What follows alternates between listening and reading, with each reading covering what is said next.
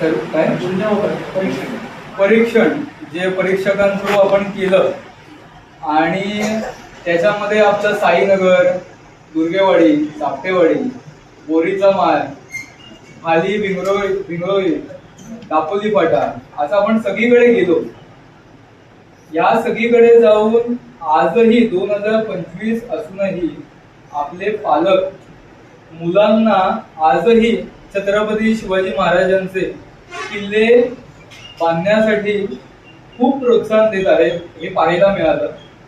आणि हे किल्ले कसे तरी बांधलेले नव्हते, तर त्या किल्ल्यांना आकार होता, त्या किल्ल्यांना मुलांना त्या किल्ल्यांविषयी माहिती होती जी की मुलांनी सांगितली आणि खूप एक पाऊल पुढे येऊन स्पष्ट होऊन खात्रीनिशी ती माहिती देत होते. म्हणजे त्यांनी त्या गड किल्ल्याचा अभ्यासही केला होता.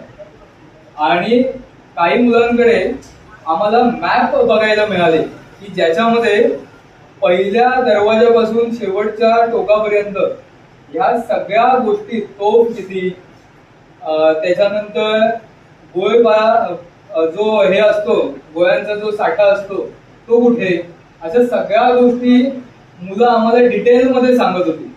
आणि हे ऐकून खूप कौतुक आहे मुलांचं पण आणि मुलांबरोबर त्यांच्या पालकांचंही.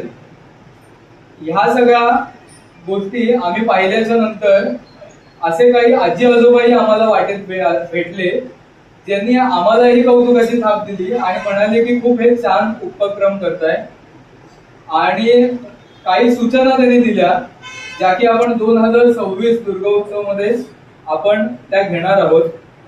आपल्या दुर्गोत्सव 2025च्या अध्यक्षिका शिल्पा ऐनकर मॅडमजी त्या आपल्यासोबत होत्या आणि त्या सूचना आपल्याला नंतर त्यांचं भाषण झाल्यावरती ते आपल्याला देतील की 2026ला पण आपण काय काय तयारी करायची आणि कशा पद्धतीची आपली ती कॉम्पिटिशन होईल याबद्दल ते खूप चांगली माहिती देणार आहे.